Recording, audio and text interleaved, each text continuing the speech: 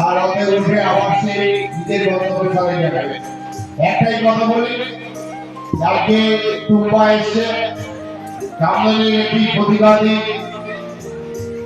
কি বলবে কি আমাদের কিছু মিডিয়ায় উঠে আসে, আর কিছু এরকম মুখ আছে যারা প্রতিবাদ করে ওঠে, যারা সামনে চলে আসে।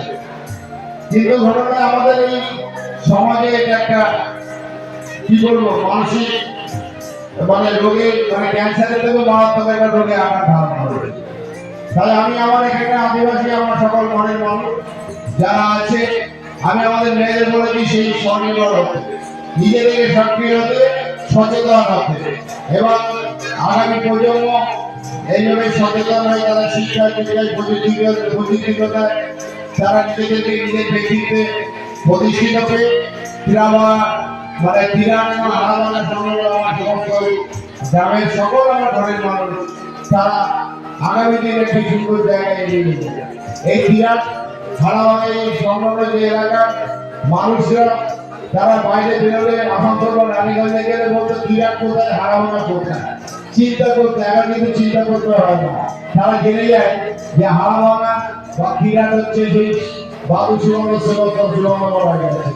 এই কথাটা কিন্তু আজকে প্রচার হয়ে গেছে, শুধু এখানে নয় সারা কলকাতা পশ্চিমবাংলা এবং বিভিন্ন বাইরে।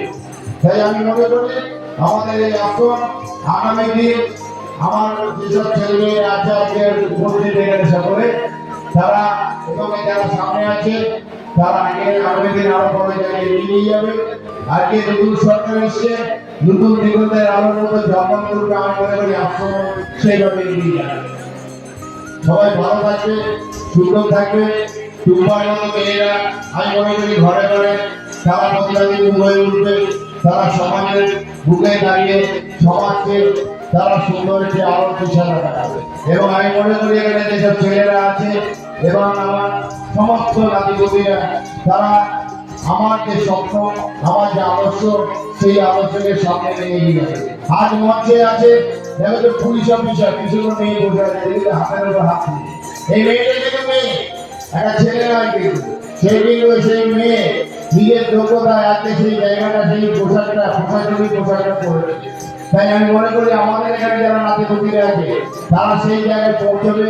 আগে যারা আঁকা প্রতিযোগিতা করবে তাদের হাতে কিছু পুরস্কার তুলে দেওয়া হবে, তুলে দিয়ে তারপর আমরা অফিস থেকে তারা নিয়ে নেবে। কেন আমাদের সময় হয়ে যাচ্ছে, প্রভুদের রথে তুলে আমাদের এগিয়ে যেতে হবে, আমাদের বক্তব্য করতে হবে। সেই জন্য এখানে প্রসাদের ব্যাপার আছে, আজকে মহাপ্রসাদ চলবে, সবাই প্রসাদ গ্রহণ করবে এবং প্রভুকে আমরা নিয়ে যাবো আমাদের গন্তব্যস্থলে। ওরা সুস্থ থেকো, ভালো থেকো, সুন্দর থেকো। আর একটাই কথা বলি, আমি মহারাজ নই, আমি সাধু নই, আমি তোমাদের ঘরের মানুষ, তোমরা আমার আত্মবলে নিয়ে যাবে। জয় মা, জয় জগন্নাথ, জয় বাবা বলরাম, জয় মাতা সুভদ্রা, জয় ঠাকুর শ্রী রামকৃষ্ণ, জয় ঠাকুর শ্রী রামকৃষ্ণ, জয় ঠাকুর শ্রী রাম।